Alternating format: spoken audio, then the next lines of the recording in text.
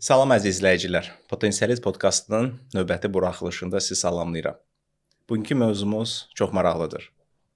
Uğurlu, sahibkar qadın.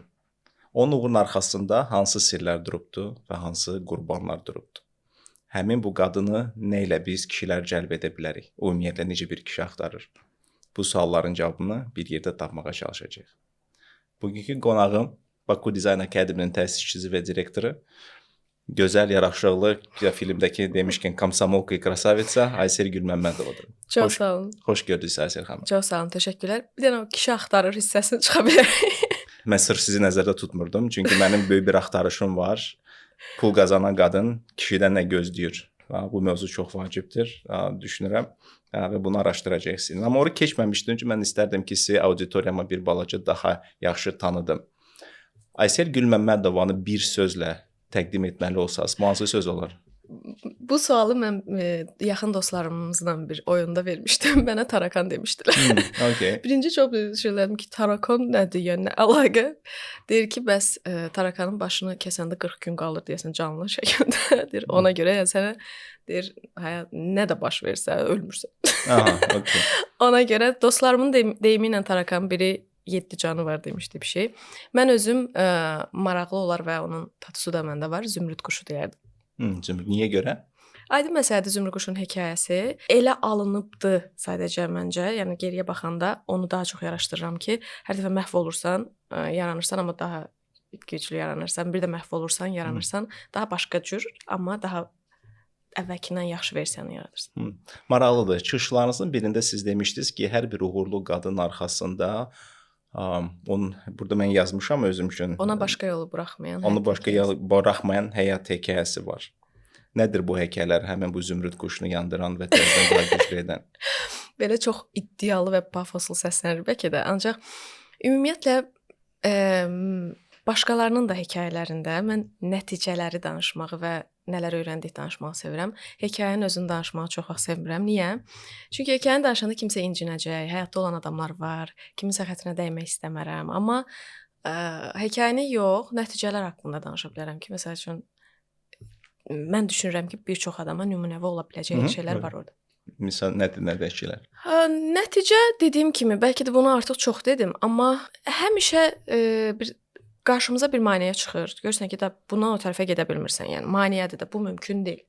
Amma qayıdırsan geriyə və ya başqa. Amma qayıdıb bir dəqiqə baxsan, buna inansan mümkündür.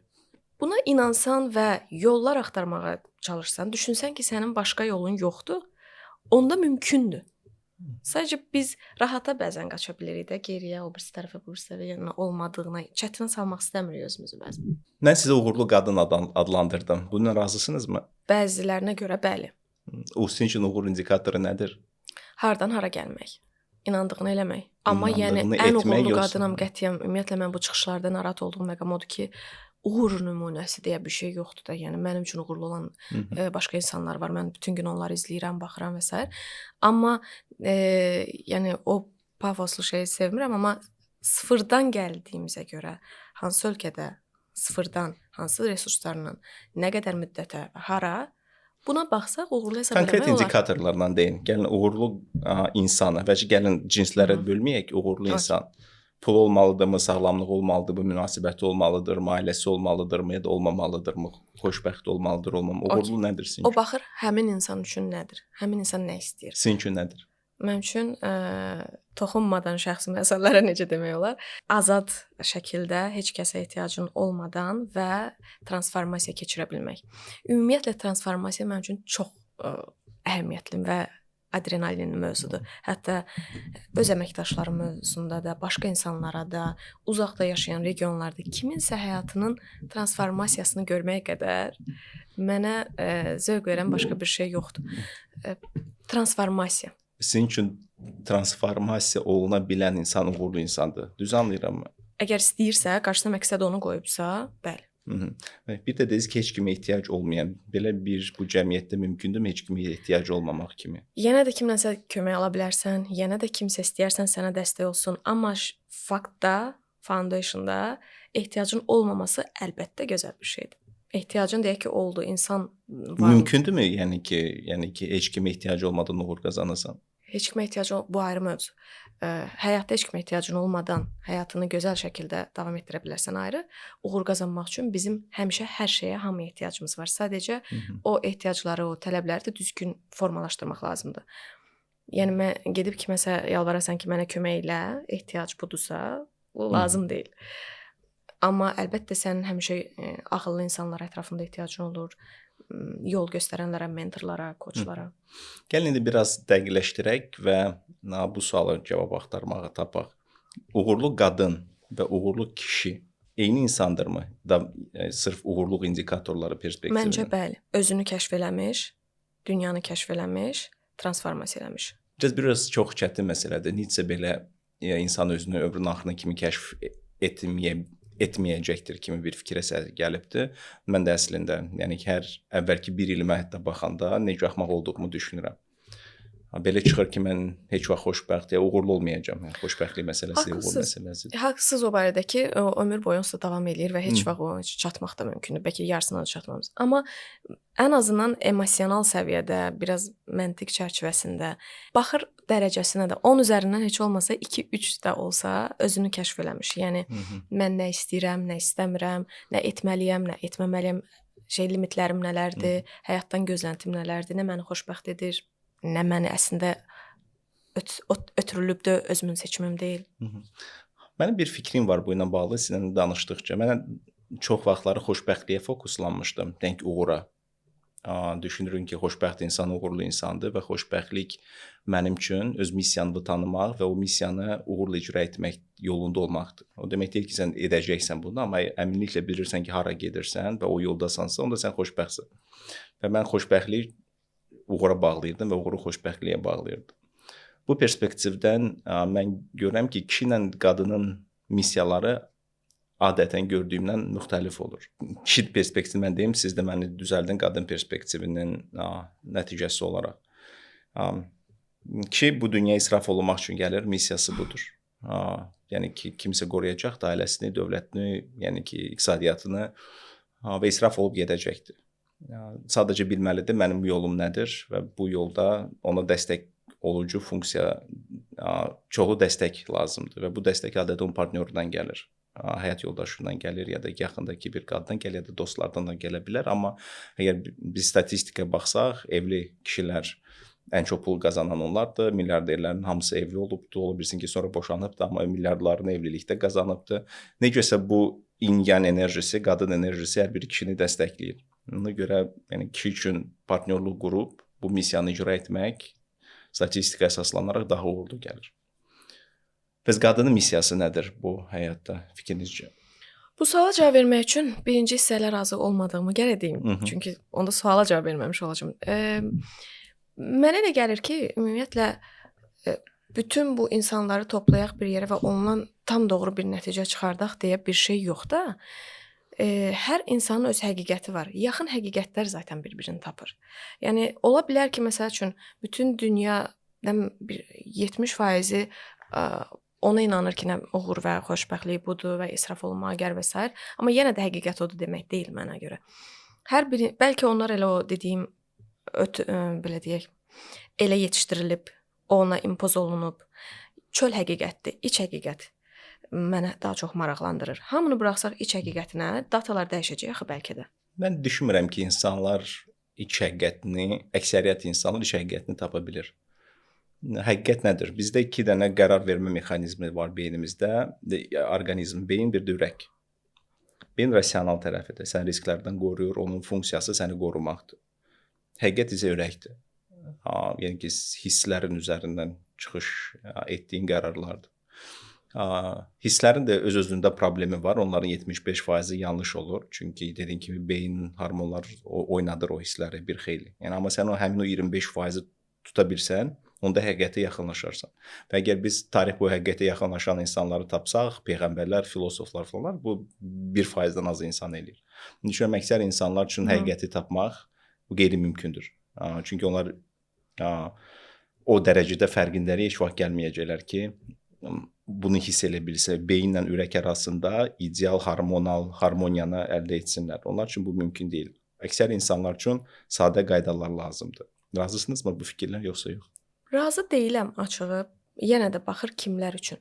Məsəl üçün, orada çox maraqlı bir şey dediniz. Bəli, o razıyam ki, heç vaxt həqiqəti tapmaq və sair özünü tam kəşf eləmək, bunlar onsuz da baş verməyəcək. Amma biri var, kontrast var da orada. Məsəl üçün, biri var onu ümumiyyətlə maraqlandırır. Özü həyat haqqında düşünür, mən uğurlu olmaq istəyirəm, həyatda qalmaq istəyirəm və ya ailə adamıyam və ya ailə adamı deyiləm.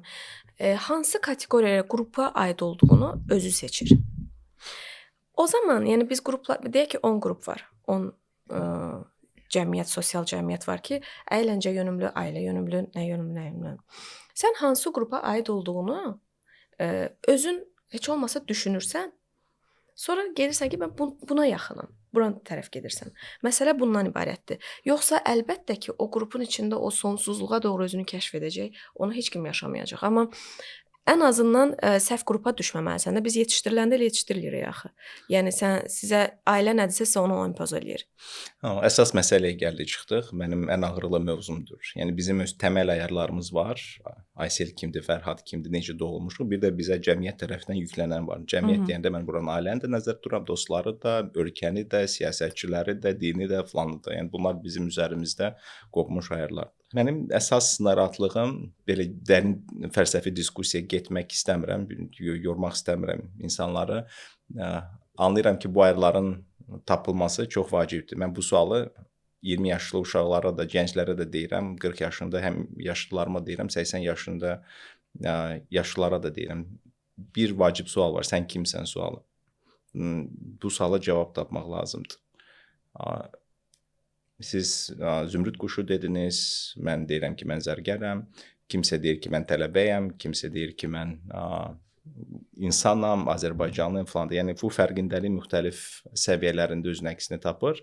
Adətən bizim kimliyimiz, bizim cəmiyyətə bəxşimizdə gizlənir. Mən bu cəmiyyət üçün nə edirəm? Və onun qarşılığında işini gözləmirəm cəmiyyətdən. Adətən orada gizlənilir. Amma bu çətin mövzudur. Bunu çox insan gedib axırına kimi çıxmayacaqdır və onda əgər 95% insan gedib çıxmayacaqsa axırına onlar üçün tövsiyə nədir? Onlar üçün mənim tövsiyəm hamı etdiyi kimi sizdedir. Əgər 200 min il nəticəsində biz ailə qurmuşuqsa və bu institut yenə kimi dağılmayıbdırsa, deməli ailə qurmaq yaxşı ideyadır. Çünki zamanın stresindən keçibdir. Əgər adətən uşaqları cavan vaxtında doğurduqsa, yəni ki, çox güman ki, bu yaxşı ideya olub ki, yəni ki, biz bunu etmişdik və ona görə bunu davam etmək lazımdır. Vaxtın stresindən keçmiş ideyalara daha hörmətlə yanaşmaq lazımdır. Nəinki son 20-30 ildə yaranan hansısa bir cəryan, feministlər olsun, kommunistlər olsun, sosialistlər olsun, nəinki onların fikirlərinə qulaq asmaq lazımdır. Bir çıxışınızda siz demişdiniz ki, çox çalışmaqla uğura aparmaq, çox çalışmaq uğura aparmaq. Mən isə son 2 ildə yalnız deyirəm ki, biz hamımız daha çox işləməliyik, daha çox çalışmalıyıq iqtisadiyyatımızı qaldırmaq üçün.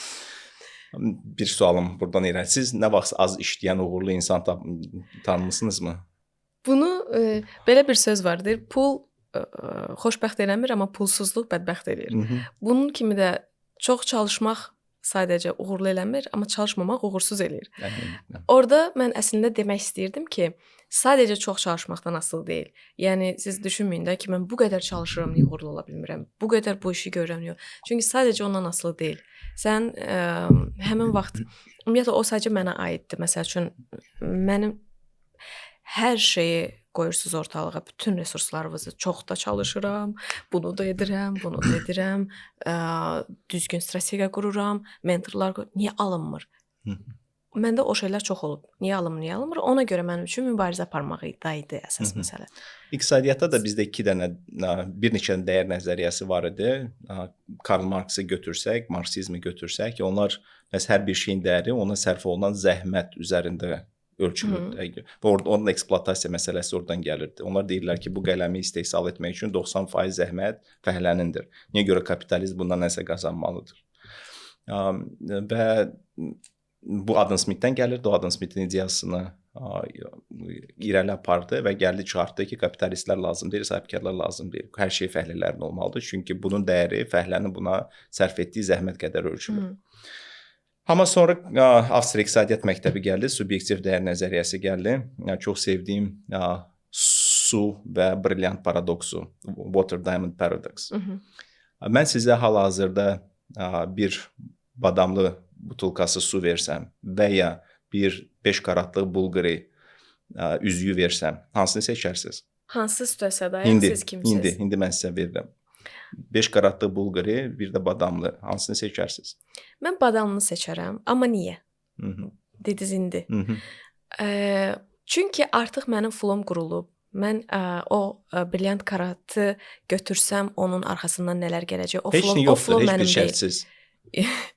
O flom mənim 200 deyil, min o da mənim dollarlıq, deyil. 200 min dollarlıq nəsə sizə verirəm, bir də 50 qəpiklik butulka. 50 qəpiklik butulka səbəbini deyəcəm, amma çox məntiqsiz seçim kimi görsənəcək, amma izah verəndə məntiqli olacaq. Çünki artıq ümumiyyətlə dostlarım həmişə deyir ki, sən çox plan və strategiya qurursan da, yəni o qədər lazımdırmı həyatı yaşa, yorucudur və s. Çünki mənim flom artıq var deyə və o floda zaten mən istədiyimə çatıram deyə, zaten nə istədiyimi, nə gələcək, nə qoyacam, nə götürəcəm, ona görə ehtiyacım yoxdur deyə. Bəlkə də bunu ayrı bir şərtlərdə, ayrı bir zamanda, ayrı bir vəziyyətdə, flom planımda. Onda suya da ehtiyacınız yoxdur. Suyu niyə Çünki götürürsünüz? suyun cavabını verə bilərəm sonra. Suyun Siz- arxasından gələcək bir şey qarşılaya bilərəm. Siz həmişə hədiyyə almaqda belə çətinlik çəkirsiniz? Bahalı hədiyədir, bəli. Qəbul Əvvəllərdə edə çox olub, bilmirsiniz, kişi bəli. enerjinizi söndürə bilmirsiniz. Baxır kimdir, hansı Fərq eləmir, vəziyyətdə. heç kimdir. Yəni ki, qarşınızda badamlı var, bir də 200 min dollarlıq üzük var. Əgər çox Heç əziz bir bir şərt yoxdur. insandırsa və Heç daxil kimdir, ailədədirsə, heç onda kimdir. əlbəttə qəbul etmək xoşdur. Okay. Bir çox insanlar adətən normaldır ki, daha bahalısını seçəcəklər. Yəni ki, brilyantı seçəcəklər, nəinki suyu seçəcəklər. Amma sən şərti dəyişəndə deyəcək sən səhradasan, 3 gün susuzsan və indi su içməsən öləcəksən. Bəli, onda Mən gəlim sizə yenə də su təklif edim ya da ki 5 karatlıq brilyant təklif edim, suyu götürəcəksən. Və bu subyektiv dəyər nəzəriyyəsinə gətirib çıxartdı ki, baxmayaraq ki, suya sərf olunan və brilyanta sərf olunan işçi qüvvəsi eyni qalmasına baxmayaraq, müxtəlif vəziyyətlərdə insanlar müxtəlif dəyərlər verə bilir. Ya və subyektiv dəyər nədir? Ona görə sonra Marks ikinci kapitalını çıxartmadı. Yəni Marksizm öldü bu ilə. Yəni ki, bu subyektiv dəyərlər nəzəriyyəsi çıxandan sonra. Mən bunu nəyə gətirirdim? Siz dediyinizə ki, çoxlu işləməklə onsuz da qazana bilmirsən, amma çoxlu işləməsən əminliklə uğur qazanmayacaqsan da budur sonra. Şansları artırmaqla məşğuluq, nəinki tərsini edirik. Məni bu tətiklədi. Niyə görə siz 5 karatlıq üzüyü şərtsiz götürmürsünüz? Hardan gəlir bu? Uşaqlıqda hədiyyə etməyiblər? Hədiyyə ediblər yəqin ki, 5 karat yox. Bu yenə də dediyim kimi. Siz kiməsə borclu qalmaq istəmirsiniz? Baxır hansı vəziyyətdə və şərtlərdə. Hamının öz seçimləri bu gün niyə bunu edirsəni baxanda gərək onun keçmişinə baxaq. Keçmişdə bu adam plansız, strategiyasız olan hər bir şeydən zərər görübsə və ya plansız davrandığı, yaxşı niyyətə inandığı, hər bir qərar verəndə bunun altını çəkibsə, bu artıq öyrənir planlı və strategiyalı niyə sualını çox verməyə. Onun arxasındakı niyəni onu qarşılaya bilmək çox çətin olacaq mənim üçün. Onun arxasındakı niyəni bilmədiyim üçün bildiyim flow ilə gedirəm. Suyun arxasından nə çıxa bilər? Amma onun arxasından nəsə çıxa bilər. Oranı bilmirəm, bunu bilirəm. Həmin o şans buraxmanın həyat hekayəsi. Tamam, aydındır. Bu maraqlıdır, bilirsiniz, sizin kimi xarakterli bir qadın təəccübləndirdi, bir fikir səsləndirdi. Siz patriarxal ailə modelinin üstünlüyünü görürsüz. Bir kişi olaraq hal-hazırda hiss edirəm ki, bir xeyli çətin olacaqdır. Ay, gəl aydınlaşdırın da. İlk öncə siz patriarxal deyəndə nəyi nəzərdə tutursunuz? Mən buradan narahat olan enerjini çox hiss edirəm. Hazır. Belə narahat yox. Necə yəni? Patriarxal nədir də sizin? Bir gününüzü patriarxal münasibətdəsiniz, ailəlisiniz, səhər oyanmısınız. Patriarxal deyəndə bu bir gününüzü təsvir edin də bizə. Okay. Qaçırsınız mətbəxə, pomidor yumurta bişirirsiniz. Əliniz durmamışdı, öncə gedirsiniz, çimirsiniz, ukladka eləyirsiniz, kosmetika eləyirsiniz. Ümumiyyətlə su da deyəndə hər kəs başqa bir şey başa düşür. Brilyant da deyəndə, patriarxal da deyəndə. Mən patriarxal deyəndə məncə tam başqa bir şey başa düşürəm. Amma bu sualdakı patriarxal başqa bir şey başa düşür. Siz nə başa düşürsünüz? Mən onu deyim. Hirslənməyin, izah eləyəcəm. Deməli, görürsüz məsəl üçün brilyant deyəndə siz tam saf, tam düzgün, tam belə şəffaf şəkildə bu bir hədiyyədir. Niyə bunu qəbul etmirsiniz başa düşürsüz? Mən orada flowlar axtarıram, planlar, niyyələr, arxasına nə gələcəklər, düzdürmü? Patriarxal deyəndə də mən nəzərdə tutmuram. İki qütbün birləşir və orada patriarxal bir ailə qurulur. Sən əvvəlcə birincisi uyğun yanaşmalarda olmalısan, daha sonra oradakı patriarxaldan söhbət etmək olar. Çünki əks halda siz məsələn o dediyiniz kimi də qulluqçu kimi başa düşülən Niyə görə bu qulluqçudur? Baxır da necə, baxın, iki Qayğını qulluğa niyə bərabərləşdirirsən? Qayğı, qulluq çox gözəl bir şeydir. Amma sualda onda mən yanlış anladım. Sualda biraz elə bir enerji gəlir. Yox, ona görə mənə maraqlıdır. Yəni patriarxal adətən deyəndə kişi kraldır, gəminin kapitanı odur və qadın həmin bu gəmidə pasajirdir. Yəni ki, yaxşı bir vəzifə verirsə olar o qadına da orada kapitanın yanında. Ona görə mən düşünürəm ki, mən anlayıram siz demək istədiyiniz, amma biz düzgün şeylər, düzgün terminlər istifadə etmir. Mən sözün qüvvəsinə çox inanıram. Mən əslində həmişə sizi görəndə düşünürdüm ki, siz partnyorluq münasibəti istəyirsiniz, hansı formada? Rallilərə bilmirəm, baxırsınız, baxmırsınız. Orada pilot var, hansı ki, maşını sürür və yanında şturmanı var. Xəritəni açıb deyir ki, hara sür, ən yaxşı yol hardandır filandır. Super. Yes. Bu patriarxal model deyil. Bu patriarxal model deyil. Bu partnyorluq modelidir. Ona görə bu məni təəccübləndirdi siz mənə deyərkən, ona görə mən üçün patriarxal modelin kişi Allahdır. Yəni ki, mən tamamilə ona təslim oluram. Prioritet odur. Onun işidir və mən onun işini dəstəkləyəcək yoldayam. Hər şey onun üçündür. O gedir, pul qazanır, mamont gətirir. Mən bu mamontu evdə parçalayıram, ailəmizi böyüdürəm, budur. Prioritet odur hər zaman. Budurmu sizin dediyiniz? Deyil, amma izah edim. Misal üçün o var indiki dövrdə daha gənclər daha gənc deyəndə, yəni bizdən gənclər daha yaxşı bilər. Bu növləri çıxıb relationshiplərin, yəni nə bilim open relationship var, nə bilim nə var, nə olanda belə olur, olmayanda belə olur. Münasibətdə amma həm də olmayanda belə. Necə ki növləri var, amma bəlkə də araşdırsa 20 dənə növündən çox sayarlar. İndi o partnyorluq növünü biz bilmirik və biz patriarxal deyəndə onu biraz hamının başı iki növ bilirik də, matriarxal, patriarxal.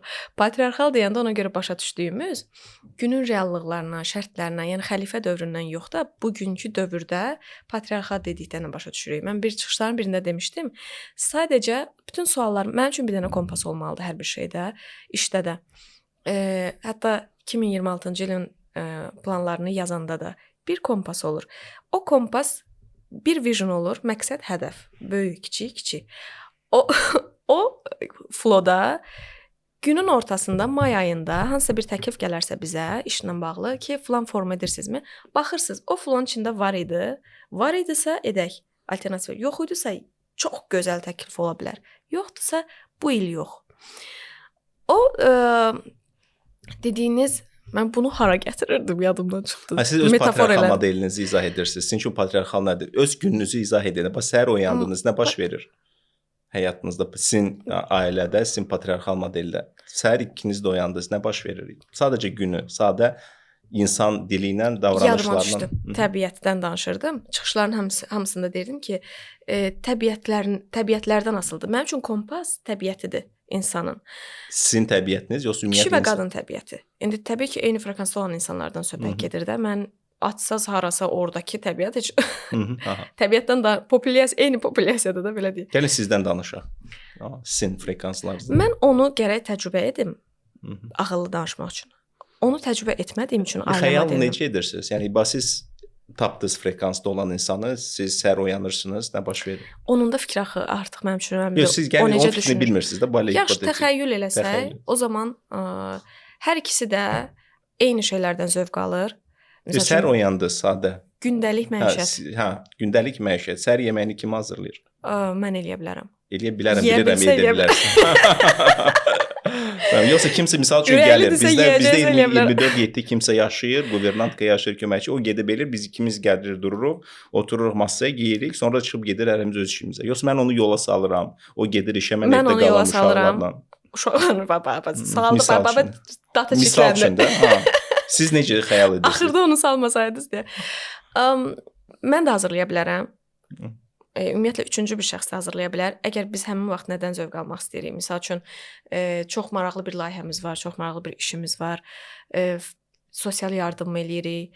Həmin gün, həmin vaxt bizim üçün prioritet nədirsə o. Əgər bizim üçün prioritet evdə vaxt keçirməkdirsə, mən hazırlaya bilərəm. O da hazırlaya bilər amma. Tamam, sonra o birinci gedir işə, yoxsa sonra siz? Narahat olsun. Yoxsa ikiniz bir yerdə. Maraqlıdır sadəcə. O da gedə bilər. Amma mən təbii ki, ümumiyyətlə hər O da hansısa gedə bir bilərlə yox, siz necə istəyirsiniz? Bax, vizualizasiya O eləyin qədər də, siz o açıqdır ki, qədər çünki bu. affirmasiya və vizualizasiya kitabları zadı. Gəlin bir balaca bu eksperimenti eləyək də. Kainata belə bir siqnal göndərin ki, siz istədiyinizi gətirsin də. Mən o siqnalı sizdən gözləyirəm. Çox Necə konkret siqnal? qəti Konkret. danışsam, axı o səhvdir. Niyə? Yaxşı, konkret qəti. Hı. Səhər durduq. Həftə sonudur. Həftə sonu rahatdır da. Həftə sonu yenə sekslə başlayacaq falan onu bildik də. Mən gündəlik həyat, yəni həftə sonu 2 gündür. Birinci 5. Hər öz işinə gedir. Hər öz işinə gedir. Bəli. Bir maşında gedirsiniz, ayrı-ayrı maşınlarda gedirsiniz. Ayrı-ayrı maşınlarda ola bilər məncə. Hər öz işinə gedir. Onun öz şəxsi işləri var, mənim başqa ümumiyyətli işlərim var. O işlərdə hər gün bir nəsə kəşf eləyirsən, macəra, kəşf.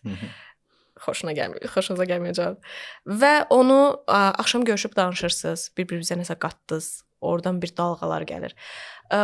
Yumor dalğası ola bilər, vizyon dalğası ola bilər, plan, kəşf, fərqindəlik, gəlir dalğalar davamlı. Onları bölüşürsən, bir daha heyran olursan. Dostlarınızla görüşürsüz, onlarla bölüşürsüz, onlardan nəsə alış-veriş. Axşam yoxsa günorta vaxtı? Axşamda artıq, işdən sonra. Hı. Belə çox çəkilirsiniz, evdə nə etmək istəyirsiniz, edirsiniz. Siz birinci gəlirsə və yoxsa o birinci gəlir? Bərabər. Bərabər eyni vaxtda gəlirsiniz. Mümkündürmü bu? İstəmirsə özü gedə bilər təbii ki, öz dostlarıyla görüşməyə. O tək evə gedib sizi qarşılayacaqdı sizə evə gələndə. Patriarxal modelə onda qayıdaq. Bunu çünki danışa-danışa uzun ola bilər. Patriarxal o demək deyil ki, kişinin hökmranlığı, kişinin müəyyən üstünlüyü deməkdir. Yəni onun yönləndirməsi ilə qadının getməsinin okey olmağı, qadın onun yönləndirməsi ilə getmək okeydir.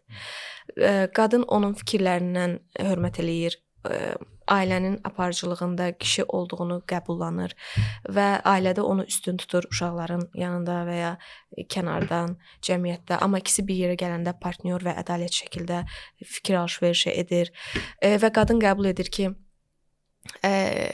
onun belə deyək, bəzi məqamlarda ona razılaşmasa belə, onunla razılaşdırılmış bir qərarlar ailənin davamlılığı və onun xoşbəxtliyi üçün müsbətdir və müəyyən müddətlərdə güzəştə gedə bilir. Budur patriarxal, soft patriarxal. Qəti qılınc müsəlmanı ilə patriarxal yox. Tamam, ona görə mən sözün qüvvəsinə çox inanıram. Yəni ki, düzgün formalaşdırmalıyıq və bunu real gündəlik əməllərə gətirməliyik, yoxsa sonra çaşqınlıq yaradacaqdır. Siz neçə ildir artıq əmək fəaliyyətində məşğulsunuz? Neçə ildir işləyirsiniz? Sahibkar kimi yoxsa ümumiyyətlə? Ümumiyyətlə. 2012-dən. 2012-də, 13 ilə yaxındır. İkinci kursdan, bəli. İkinci kursdan işləyirsiniz. Qrafikiniz həmişə səhərdən axşama kimi olub, 9-6? Çox dolu olub həmişə, yəni demək olar günün 20 saatını. Mən bir hipotezam var idi. Bir rolik buraxmışdım ki, 30 yaşından sonra qadınlar korporativ mühitdə 9-dan 6-ya kimi işləmək istəmir. Hipotezam idi. Niyə görə 30 yaşını demişəm? Çünki 20 yaşında artıq işləməyə başlayırlar.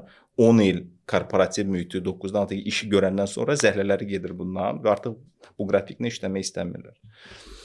Kişi ilə qadın arasında fizioloji fərq var da. Yəni ki, bizim hər zaman bir siklimiz var. Biz dəyişmirik kişilər olaraq. Ona görə stabilik. Bizə 9-dan 6-ya kimi işləmək bizi stresə salmır. Yəni 15 saat gündə işləmək. Amma qadınlarda ki, təbii olaraq müxtəlif hal, əhvalda ola bilir. Onları bu qrafik daha da çox yora bilir. İlkin mərhələdə xoşlayırsan, pul qazanırsan, müstəqillik əldə edirsən, amma sonra 10 il bu müstəqillikdən cəhənnəmə gedim hər çörəyi yeyim də, misal üçün də. Bu hipoteza ilə razısınızmı çoxlu işləyən bir qadın kimi? Məncə ümumiyyətlə heç bir insan işləmək istəməz. Biz məcburuq. Yəni biz pul qazanmaq üçün. Bir xeyli qadınlar var ki, məcbur deyillər, amma 30 yaşına gələndə, onun evlənmə yaşı gələndə, əgər o seçim edirsə və onun üçün ağıllı gəlirsə ki, ər çörəyi, o zaman 9-dan 6 9 olma, 6 olmasın. Ümumiyyətlə işləyərək pul qazanmayım, ər çörəyi ilə həyatımı davam etdirim. Seçim məsələsi, həmin vaxt onu ağıllı o gəlirsə, onu seçəcək. Sırf siz olaraq xoşlayırsınızmı 9-dan 6-ya kimi işləmək? Mən işdə tək xoşladığım şey kəşf eləməkdir, nələrsə öyrənməkdir. Yeni-yeni hər dəfə elə bilirsən ki, bundan o tərəfəsi yoxdur. Hər dəfə görsən ki, sən heç ümumiyyətlə heç yaxınlaşmamısan bəzimiz. Kəşf eləməkdir. Əlbəttə ki, işləməyi məncə heç kim sevmir. Yəni işkolik insanam. Mən sevirəm işi. Mən işkolik insanam. İşləyərkən çox işləyən insanam və işsiz dayana bilmərəm. Amma bilirəm ki, yəni bu ofisdə, şirkətdə, korporativdə, binada yox da, mən məsəl üçün başqa şeylərdə, sosial məsələlərdə işləməyi daha çox sevərdim. Amma oradan pul gəlmir. Ona görə siz bir 20 il əvvəl, 10 il əvvəl bir qərar verirsiniz, bir yol seçirsiniz, o istiqamətdə ona görə gedirsiniz. Qadınların 9-6 seçim olmaması məsələsi isə ümumiyyətlə kişilərdən bu dəqiqə soruşsan, onlar da oturub pul qazanmaq istəyər. Yəni heç bir 9-6 işləmir. Kişinin bu lüksu yoxdur da. Mən oturum, qadın işləsin, mən də uşağa baxım. Düşünürsüz. Nisbətən həm cəmiyyət bunu normal qəbul edir. Yəni sırf olaraq klassik statistikadır. ABŞ-də düzdür, bu sorğunu aparıblar. Ailələrdə harda ki kişi oturub uşağa baxır, onlarda boşanma ehtimalı 50% artır. Yəni ki, qadınlar qəbul edə bilmir evdə oturub uşağa baxan kişini. Amma tərsi çox qəbul olunandır cəmiyyətdə qadınlar tərəfindən. Mən razıyam ondan. Evdə oturub uşağa baxmaq kişi təbiəti üçün məncə zaten bu. Kişi təbiəti, qadın təbiəti üçün. Yəni ona qəbullanmır bu kişini. Pul qazanmayan kişini qadın qəbullana bilmir. Bəli. Bəli. İndi ən vacib suala gəlirik. Nə qədər qazanırsa ayda?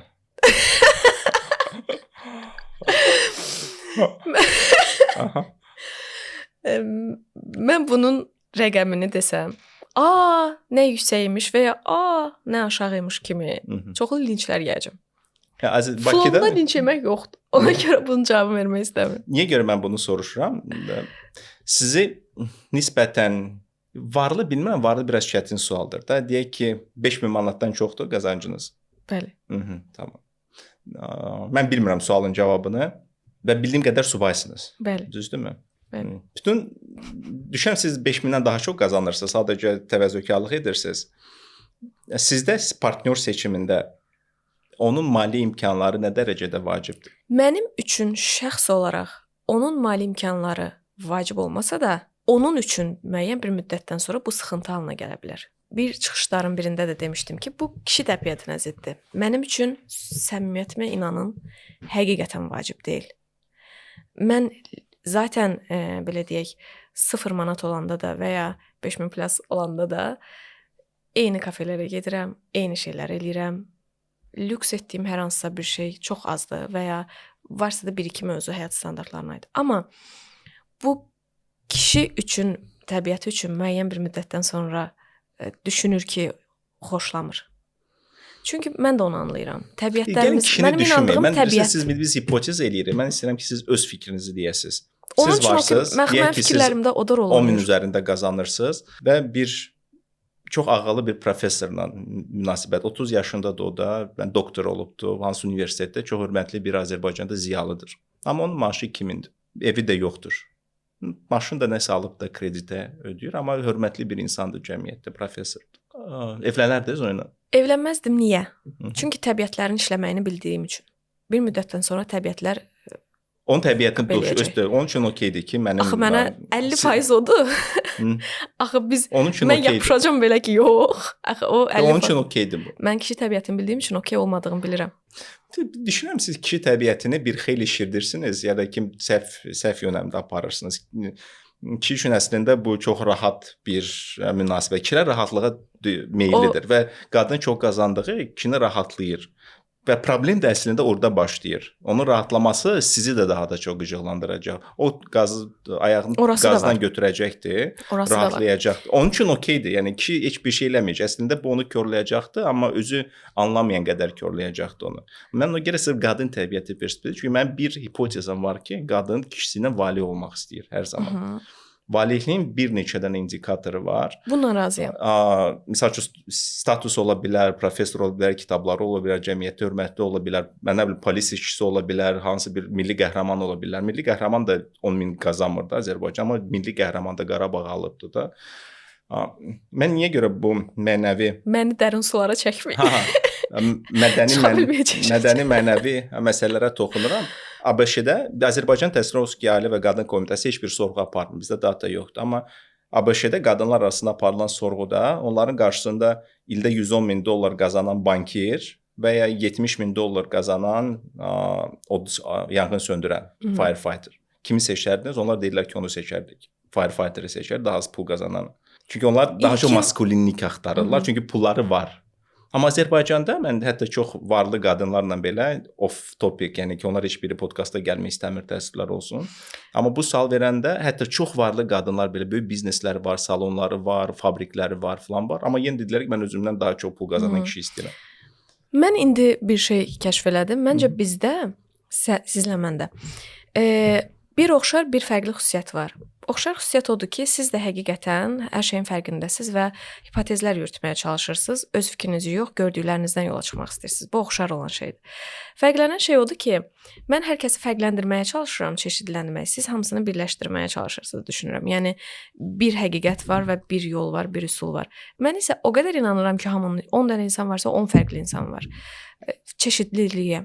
Amma mən sizə gətirirəm də söhbəti. Çünki biz 10 nəfər hipotetik insanı mülahizə edirik. Bu da heç kimə maraqlı deyil. Hamı Aysel Gülməmmədova maraqlıdır.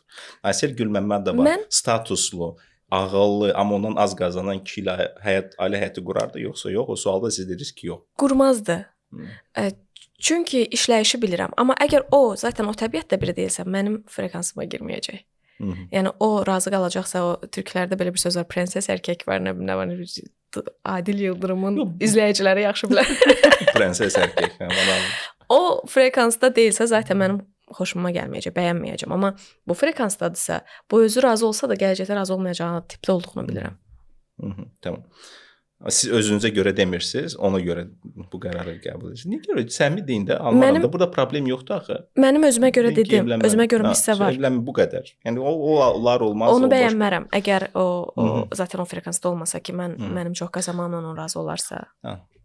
Mən bir balaca sizi qıcıqlandırmaq istəyirəm. Qıcıqlandırın. Maaşınızı demədiniz, yaşınızı deyərsiniz. 32. 32-dəsiz də. 32 yaşlı, gözəl, ağıllı, uğurlu qadın. Sizin yanınızda hansı bir kişi olmalıdır? Onu xarakterizə edin. Ən az məndə olanlar olmalıdır. Və həmçinin də subay olmalıdır olan. Olmaya da bilər. Olmaya da bilər. Əlbəttə. Maraqlıdır. Mən özüm 1000 dənə səhv seçimlər edirəm gün ərzində, işdə, çöldə, şəxsidə. O da nə vaxtsa seçimlər etmiş olması burada qeyri-adi bir şey yox. Yəni hal-hazırda münasibətdə olan bir insanla siz münasibət qura bilərsiniz. Yox, o mənadadır. Subay odur da. Yox, əvvəl subay olmuş olmağın nəzərdə tutulur. Yəni boşanmış olur. Hə, yəni o. Yox, indi subay deyil. Yox, təbii ki yox. O olmaz. Yox. Okay, bilmirəm də, yəni müxtəlif hipotezalar var. Müxtəlif hipotezalar var. Bilirsiniz problem nədədir? Biz nəyə gəlib dirənirik? Arion Tarabanın o kitabında The Value of Others, başqalarının dəyəri kitabında o New Yorkun statistikasına gətirir. New York biraz solçu ideologiyasını, feminizm ideologiyasını ABŞ çərçivəsində ən çox qavramış ştatlardan biridir. Orada da qadınlar karyeraya fokuslanıbdı, çoxlu seksual partnyorlara fokuslanıbdı falan və hardasa bu yaşlara gəlib çatanda onlar arasında sorğu aparıblar ki, uğurlu, qəşəng qadınlarsınız, amma niyə görə tənhasınız, kimi axtarırsınız? Onlar da həmin o xarakteristikaya uyğun kişiləri çıxartdılar.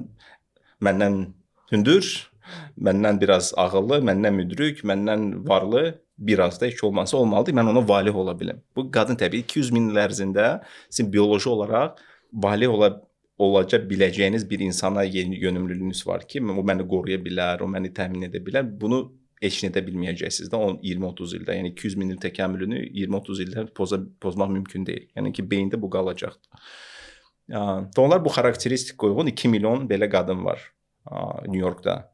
Və onların xarakteristikasına uyğun bütün New Yorkda cəmi 40 min dənə belə kişi tapıldı. Və onlardan yarısı heç subay da deyil, onun artıq münasibətin içindədir. Yəni 2 milyon qadına gəlir 20 min dənə kişi çıxır. Və kişilər üçün böyük bir paradigma yaranır hal-hazırda. Bu ümumilikdə narahat edir ki, biz bu gəlir bərabərliyinə demək olar ki, gəlib çatmışıq. Kişilər və qadınlar bərabər imkanlara sahibdirlər pul qazanmaq perspektivindən. Və pul yenə də həmin o vali olma indikatoru qaldıqca qadınlara çox çətin olacaqdır. Özündən daha imkanlı kişi tapmaq. Yeganə variant nədir? Kişiyə fora verməkdir. Məsəl üçün 10 il. Mənim 22 yaşım, onun 32 yaş olacaqdır. O fora qazanaraq gedib daha çox qazanacaqdır. Karyerasının pikində gələcəkdir yanıma. Onda hə. Amma buna da bir çox qadın razı deyil. Məndən 10 yaş qoca dayı da 32 yaşında, 20 yaşlılar belə düşünür də. Yəni ki, vaxt keçdikcə, yəni 60 ilə 70 yaş arasında o qədər fərq yoxdur, amma 20 ilə 30 arasında bir xeyli mədəniyyət fərqi var və xeyli fizioloji fərqlər var. Yaş artdıqca bu fərqlər azalır. Və bu perspektivdə mənim müşahidəm odur ki, karyera qurdum, pul qazandım. Siz elə bir səviyyəyə gəlib çatmısınız ki, sizin bu səviyyəyə cavab verə biləcək və sizin kriteriyalara cavab verə biləcək kişilərin sayı çox məhduddur. Bu fikirlə razısınız? Bu mənim hipotezamdır. Razısınızmı bu ilə yoxsa? Mən razıyam. Amma şəxs olaraq, Aysel olaraq həmişə nə var ona fokuslanıram. Nə yoxdur, çətindir, alınmayacaq ona yox. Ona görə məncə bu gün şirkət Baku Dizayn Akademiyada var. 7 ildir fəaliyyət göstərir. Çünki əlimdə heç nə yox idi, amma hər şey istəyirdim. Bir nəfər belə varsa, mənim üçün o sualın cavabı vardı. Bugün indi elə bir təəssürat yarandı ki, sanki axtarışa çıxmışıq. Elə bir şey yoxdur. Sadəcə sualların cavabını verirəm. Ailə qurmaq istəyirsinizmi? Bugün üçün elə bir planım və ya istəyim yoxdur, amma mən ailə yönümlü bir insanam. Niyə yoxdur onda? Bugün üçün diqqətim, fokusum müəyyən başqa yerlərdədir. Amma siz daha da yönümlüsüz də, düzdürmü? Ancaq mən statistika deyəndə incidir sizi bu yoxsa yox? Siz statistika deyəndə incitmir. Çünki kütlənin statistikası ilə siz daha yaxşı maraqlanmısınız. Mənim belə deyək də beynimdə olan, mənim şəymdə olan insanların statistikasına baxıram, deyə rəqəmlərimiz fərqlənir. Məsəl üçün mənə uyğun olan bir 100 nəfər var. Mən o 100 nəfərin içində hansında nədir? 50-20 belə baxıram. O da 60 və 70% eləyir. Amma kütləyə baxanda gəlin sizin reprezentativliyə baxaq da, deyək ki, ətrafınızda 32 yaşlı yaxşı pul qazanan subay qadınlar nə qədərdir? Yox səviyyəsində. Yəni ki, yoxdur. Çox azdır. Və ona görə sizin statistik reprezentativliyiniz yoxdur ki, siz qadın olaraq üzərində sübut edə biləsiniz ki, 32 yaşında qadın ailəyə fokuslanmayan da deyir ki, yox hələ ki bu mənim prioritetim deyil. Yəni ki, bu tez zamanda deyil demədim. Nədir bəs? Fokusum var yerdədir hal-hazırda. Odur da prioritet fokusu eynidir də. Nə vaxt ki uyğun bir insan olacaqsa prioritetlər dəyişir. Bu belə işləmir axı, nə vaxt uyğun insan olacaqdır da. Amma plana görə gedir. Plan, exactly. Siz planı sevirsiniz. Mən də eyni şeyi deyirəm. 16 yaşında ailəni prioritetləşdirən qadın daha tez ərə gedəcəkdir, nəinki 30 yaşında ailəni prioritetləşdirən qadın. Yəni ki, fundament odur. Mən ona görə təəccübləndim ki, mən sizin bütün yox, bir çox çıxışlarınızı izləmişəm və məndə belə bir vibe, frekans gəlib ki, siz artıq biznesdə gördüyünüzü görmüsünüz. İndi və görmədiyiniz və hardasa qurban verdiyiniz tərəflərə fokuslanmaq istəyirsiniz. Mən belə bir vibe aldım. Yanımda ola bilsin ki, yanılıram. Mən düşünürəm siz artıq bəli. Ailə istəyirsiniz.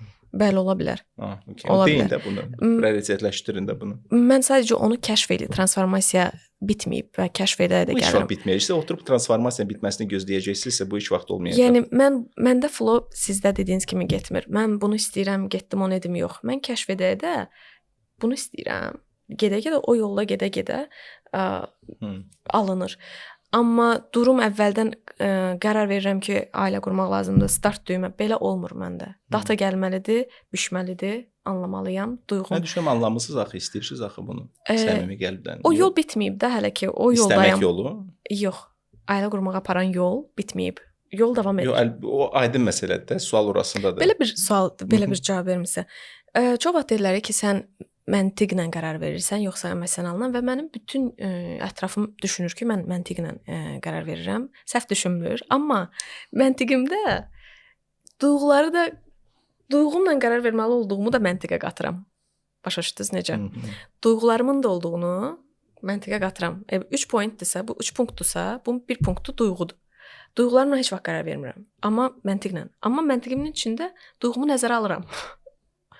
İnsan olduğumu, zəif tərəflərimin olduğumu, nəyəsə ehtiyacımın olduğunu və necə bir insan olduğumu. Default çox önəmlidir qərarlarım üçün mənim. Mən 30 neçə yaşlarında başa düşmüşəm ki, defaultum nədir? Anlamısınız defaultumu? Anlamışam. Çünki heç vaxt defaultumun olduğu yerlərdə olmamışam. Defaultumun olduğu mühitlərdə, münasibətlərdə, cəmiyyətdə olmamışam. Amma çox xoşbəxtəm ki, onu kəşf eləyə bildim. Defaultumu kəşf eləyə bildim ki, mən nə yönümlü bir insanam. Mən düşünürəm təbiətin ayarları var, hansı ki bizə xasdır və qadın sevmək və sevilməyi çox sevir Mən 2 dənə, mən dediyim kimi cəmiyyəti tətikləməyi sevirəm. 2 dənə sorğu yerləşdirdim. Birinci sorğu oldum ki, əziz qadınlar, sizə sevmək vacibdir yoxsa sevilmək vacibdir? 75% dedi ki, sevilmək vacibdir. Əsas kişi məni sevsin, mən də o kütlədən biriyəm. Sonra ikinci sual verdim bir neçə gündən sonra. Siz sevmədiyiniz insanla xoşbəxt olarsınız? 75% dedi ki, xoşbəxt olmarıq. Burada Füzuliyə mən qayıdıram, sevmək yoxsa sevilmək. O dedi ki, sevildiyinizi heç vaxt əminliklə bilmirsiniz, amma sevdiyinizi əminliklə bilirsiniz. O kişi cavabıdır bu. Hər zaman və hər zaman qadın sevməlidir. Əgər qadın sevməyəcəksə kişini, o çox tez çıxacaqdır münasibətdən, hörmət saxlamayacaqdır. Qadın sevməlidir münasibətdə ki, bu münasibətdə həmin o emosional dolğunluğu alsın. Esther Perel'in bir podkastı var idi, adını belə qoymuşdu, 40 yaşında axmaqlaşan qadın sindromu. Why Women Over 40 Goes Crazy.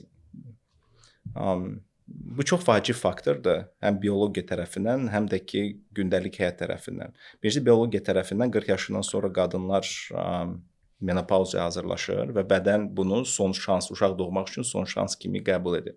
Buna görə onların bütün bu hissləri təzədən oyanır. Onlar yenə də seksual macəra axtarışlar, romantik macəra axtarışına çıxırlar bu bir. Amma paralelində də 40 yaşında nə baş verir? Onun ən azından artıq bir 15 illik orta statistik qadının bir evliliyi var.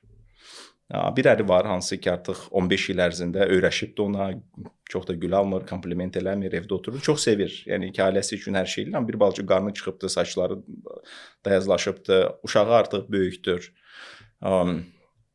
Və qadın bu 40 yaşına gəlir, güzgüyə baxır, gör ki, artıq qırışlar formalaşmağa başlayır. Bir tərəfdən də biologiya, bir tərəfdən də cəmiyyətin qadın üzərində qoyduğu o dəyər var ki, sən yalnız cavan olduqda sən dəyərlisən. Yalnız sənin dəyəni sənin cavanlığındır. Və bu zaman onların beynində proseslər başlayır. Mən cavanlığımı itirirəm. Həm biologiya, həm yanında olan 15 il ərzində öyrəşdiyi kişi var və kişinin ona öyrəşməsi var. Həmin bu periodda kişi, həyat yoldaşı, 15 il yanında olan həyat yoldaşı ona hər hansı bir kompliment eləsə, bu onu həyəcanlandırmır. Çünki deyir ki, onsuz da borcludur bu komplimenti eləməyə. Amma coffee shopda oturub hansısa bir tanımadığı kişi ona bir göz qaşı eləyəndə, onda daxildən bu yaranmağa başlayır, bu istək, bu romantika.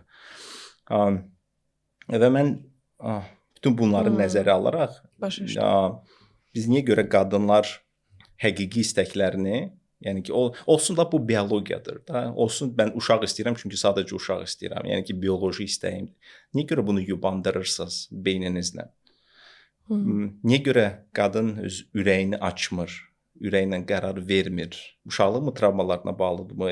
Nəsə bir sevmədiyi və sevilmədiyi bir ailədə doğulubmu? Çoxlu ailədən travma alıbdır. Sizin bu fikrinizin dəyişməsi, əvvəlcə bir modeli düşünürdünüz, sonra patriarxal modeli düşünürsünüz. Ailənin rolu nədir fikrinizcə? Çoxdur məncə ailənin rolu, çox böyükdür. İlk öncə dedikləriniz çox məntiqli idi, ona bir fikir demək istəyirəm. Həqiqətən də çox məntiqli gəldi. Yəni mən də gördüklərim və müşahidə elədiklərim, eşitdiyim qədərilə dedikləriniz çox zaman baş verir və bəlkə də buna görə bəli, həqiqətən də qadının sevməyi çox önəmlidir. İlkin etapda münasibətin başlaması üçün sevilməyi məncə çox böyük rol oynayır. Daha sonra sevməyi. Patriarxal və ya matriarxal ailə modelini seçən qadının sizdə necə idi ailənizdə, ata-ana arasında? Məndəki ailə modelinə görə mən səhv seçimlər etməli idim əslində və ona görə müəyyən müddət uzatdım. Bayaq deyirsiniz ki, niyə ürəyini açmır, niyə bunu etmir? Çünki həmin vaxt açsa səhv açılacaq. Və mən səhv açılacağının ən azı fərqində idim. Bilmədiyimi bilirdim.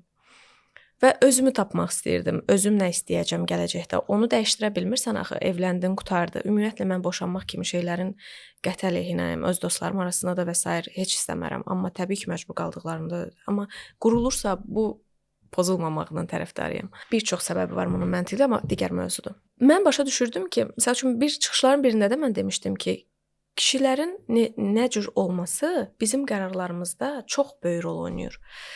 O patriarxal, matriarxal deyəndə, bu ona görə hamı bu sözün dediyi sehrinə inanıram. Çox mən də razıyam ondan. Mən də həqiqətən sözün sehrinə inanıram. Amma həm də bu söz hər insanın öz yaşamışlığına görə başqa bir rəng alır. Yəni bir şəffaf bir şey qoyursunuz ortalığa, altında qara stakan varsa, o qara rəng görsənəcək, göy varsa, göy görsənəcək.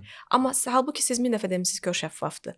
Mən 1000 dəfə demişəm ki, patriarxal nədir, amma bu başqa cür anlaşıla bilər. Mənim olduğum ailədə diplomatik olmağa çalışıram. Səmimi olun, diplomatik olun. Bu mövzuda diplomatik olmaq məcburiyyətindəyim.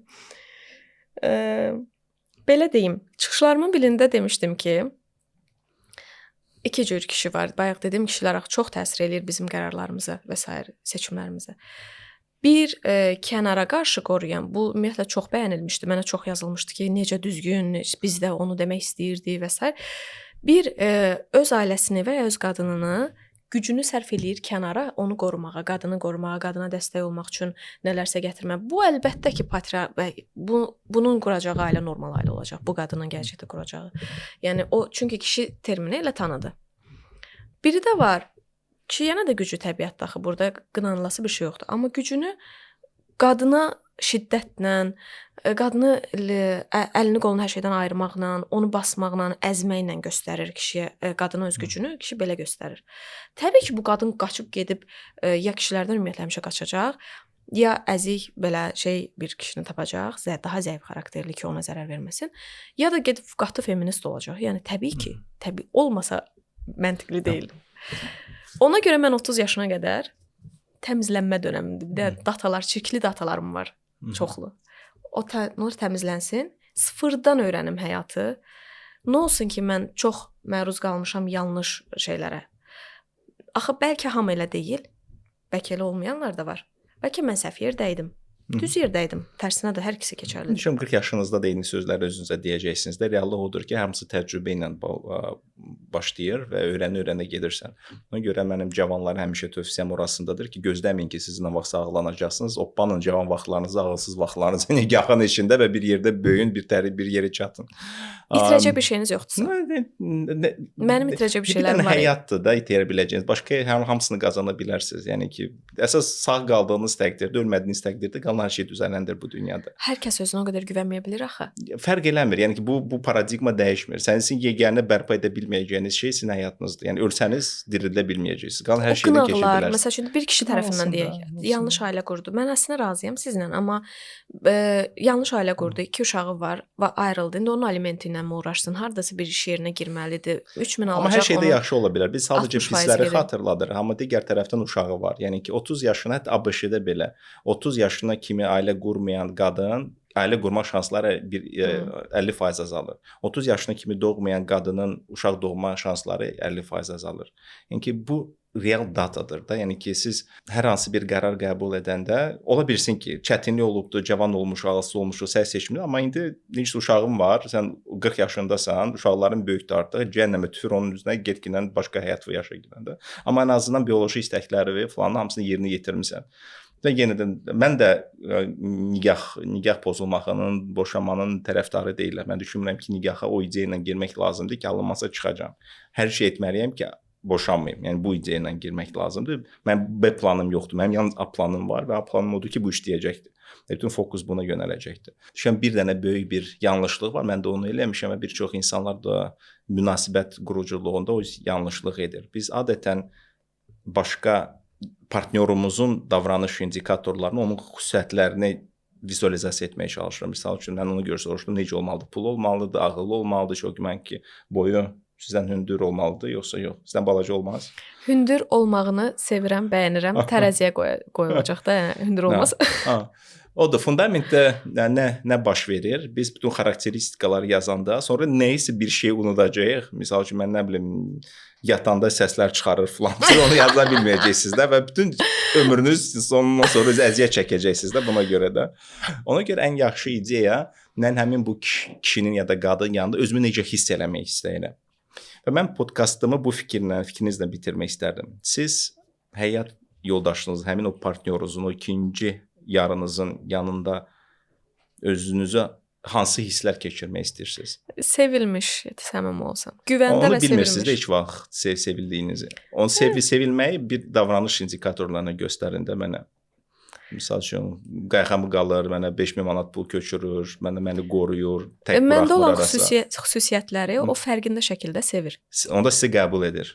Qəbul edir, görür, sevir. Yəni məndə olan xüsusiyyətləri zaten axtarır. Çünki sevmək biraz belə də məfhumdur ki, onu qiymətləndir, amma qəbul etmə misal üçün aydındır. O bilir ki, sizin bu xüsusiyyətləriniz var, buna baxmayaraq sizin yanınızdadır. Bu qəbul Ona etmir. bu xüsusiyyətlər maraqlı gəlir. Ona bu xüsusiyyətlər Maraqlı gəlməsə də qəbul edə bilər. Belə bir şey ola bilməz ki, bütün xüsusiyyətləriniz onu maraqlı edir. Qəbul edir. Qəbul olunmaq hissi keçirmək istəyir. Sonra hansı hissi keçirmək istəyirsiniz? Mən sevilmək dedim, onu qəbul etdirməyə qədər dəyişdirdik, amma ən pis halda sevilmək bir çox məfhumdur. Sevilmək hamını bir çox indikatorları özündə cəmləşdirən bir hissdir. Məsələn, ehtiras hiss etmək istəyirsiniz? Əlbəttə. Ehtiras vacib. Bir çox insanlar üçün ehtiras vacib deyil, məsəl üçün də ona görə. Ehtiras. Sonra nə hiss etmək istəyirsiniz? Orada nə çıxacaq?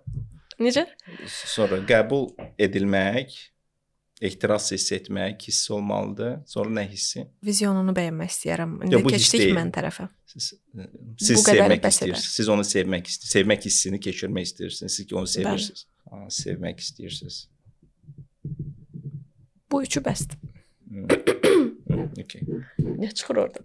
Ha, budur. Sadəcə olaraq ola bilsin ki, sizdən boydan biraz aşağı olacaq, tam bütün bu hisslər olacaq. Tərəziyə qoyacağam. Yəni odur. Ən vacib. Nələr var, nələr yoxdur? Nələr varın ağırlığı, tapılmağırlığı. Mən niyə görə bunu deyirəm? Bir müsahibə vermişdim bir telekanalda. Orada da xanım mənə bu sualı verdi. Dedi ki, siz nəyə baxırsınız da partnyor seçimində, indiki subaysınız falan. Mən dedim ki, 3 dənə saydım ki, həyat tərzi uyğun olsun.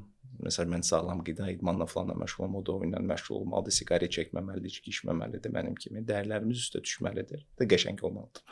Bunu deyəsə bunları demişdim 3 dənə indikator olaraq.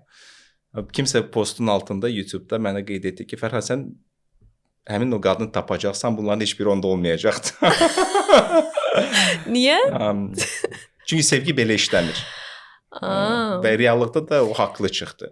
Yəni qəşənglikdən başqa digər məsələlərdə nə həyat tərzimiz uyğun gəlmədi. KFC yersiz. Yəni də mən sonuncu dəfə tanış olmadıqdan öncə axşamlar mən şirniyyatı yalnız həftədə bir dəfə kruasan yerdim və sonra hər gün axşamlar nəsə bişirir, yəni gedə alırıq, yəni o da yerdi. Yəni ki, fundament odur və bu mənim üçün böyük bir insight oldu. Yəni ki, sən nə düşünürsən düşün ki, siz vurulanda elə vurulacaq, elə bir kişiyə vurulacaqsınız, heç təsəvvür edə bilmirdiniz ki, kimə vurulacaqsınız. Ola bilsin ki, o da ola bilər. Hamı şoka düşəcək. Oyda, Aysel bu. Ola bilər. Bəs bir maraqlı gəldi, bir sual verim sizə. Bunlar olmadı. Nələr oldu? Yəni bunu tərəzidə nəyəsə qurban verdiniz. O nəyin çəkisi, ağırlığı, deməli daha çoxdur sizdə. Mən düşünürəm ki, hətta birinci dəfədir ürəklə qərar vermək qərarına gəldim. Hisslərimlə davranmaq qərarına gəldim, nəinki beyinlə. İndənə kimi bütün münasibətlərimdə, yəni ki, ilk 15 yaşımdakı çıxmaq şərti ilə digərlə hər zaman beyin həmişə üstəlirdi. Baxın, o ürəklə qərar verdiniz, istədiniz. O istəməyə səbəb olan punkt nə oldu? Nəyə görə istədiniz? Onu izah edə bilmirəm, məntiqi izahı yoxdur. Nəyin istədiniz? Məntiqi izahı yoxdur, onu tapa bilmirəm. Müəyyən bir məntiqi izahı olmaya bilər, adı olmaya bilər, amma təsviri ola bilər. Mən düşündüm ki, mən hansı hissləri keçirmək istəyirəm. Həmin o tanışlıq baş verməmişdən öncə, bir ay öncə koçla işləyəndə o dedi ki, gəl dəyişək də paradigmamızı. Həmişə sən beyinlə gedirsən, işləmir, gəl hisslərlə gedək. Mən dedim ki, mənim üçün mən kimi sevə bilərəm, məni qəbul edən insanı. Mən yetərincə çox çətin insanam həyatda. Mənim beynim daim olaraq tufanlar içərisindədir. Və bunu anlamayan və bunu idarə etməyi bacarmayan, ya da yox, idarə etməyi yox, yəni bunu ilə yaşamağı bacarmayan bir insan bədbəxt olacaqdır. Yəni ki, budur. Qəbul olunmaq çox vacibdir, huzur hissi. İkinci vacibdir ki, mən onun yanında da tətiklənməyim ki, mən yetərincə yaxşı deməm, bir xeyli məşğul insandan vaxt ayıra bilmirəm, diqqət çox ayıra bilmirəm deyənə. Bir missiyan var, o missiyanın arxasıca qaçıram və insan düşünməməlidir ki, mən onu unutmuşam.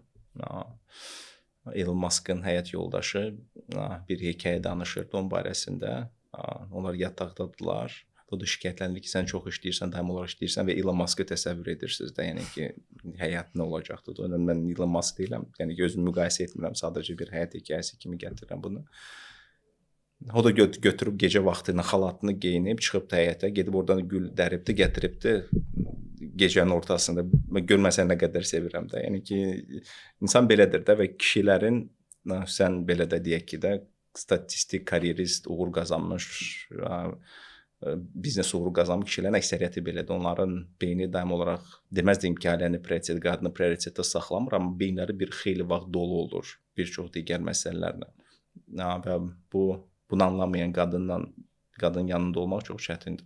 Həmin bu kişilər üçün. Bax o hisslər düşünürəm bu fərqindəliyi gətirdi. Bir çox əslində maraqlı, dərin bir şeyə toxundunuz. Mən də həmişə belə bir söz deyirdim ki, bəzən iki eyni fikirdə olan insan anlaşa bilmir. İkisi də eyni şeyi fikirləşir, amma anlaşa bilmir. Amma iki çox fərqli fikirlərdə olan insan anlaşa bilir. O anlaşmaq nöqtəsi. Siz yəqin ki, orada anlaşıldığınızı düşünmüsünüz, anlaşıldığınızı hiss edirsiniz ona görə. Bəs biraz da dərinə getsək, deyirsiniz ki, qəbul edildiyimi və anlaşıldığımı hiss etdim, orada yetərli hissedirsiniz və güvəndə olursunuz. Onu necə edir? Yəni hansı məsələ ilə sizə onu hiss etdirir? Deyirəm, eşqlə sevgi arasında, aşiq olmaqla sevgi arasında fərq bundan ibarətdir ki, sən aşiq olanda yalnız insanın yaxşı cəhətlərini görərək aşiq olursan. Pis cəhətlərini ya görmürsən, sırf olaraq dopamin ifrazı, oksitosin ifrazı beyni doldurur da bütün bunlarla. Yəni narkotik kimi sənə gəlir ilk 6 ay. Lakin həqiqi sevmək, insanı tamlıqla qəbul etməkdir. Həm mənfi, həm də müsbət cəhətlərini bir yerdə və bu səni özündən çıxarmır. Sən onu dəyişmək istəmirsən, sən onu necə oldusa qəbul edirsən. Bu artıq həqiqi sevgiyə keçid məsələsidir. Sən artıq qurdalanmırsan, onun mənfilərini düzəltməyə çalışmırsan. Düşəm insanda bu müdriklük var ki, bunu edə bilibdir. Bilmirəm, edə bilibdirmi bu da, yoxsa yetişkinlikdən gəlir, nədən gəlir? Yəni ki, bunun cavabı məndə yoxdur. O insan necə buna gəlib çatıbdır ki, bunu qəbullana bilibdir. Amma ortalama düşünürəm budur.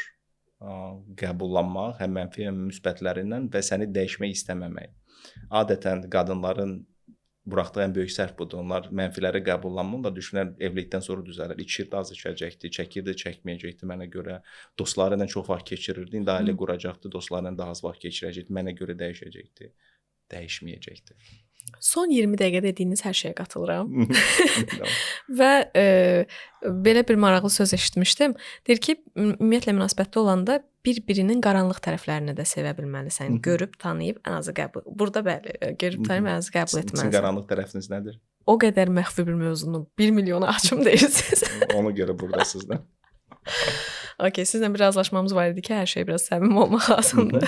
Mən bunu dediyim halda yaxşı olmayan şeylər baş verəcək, ona görə deməsəm daha yaxşıdır.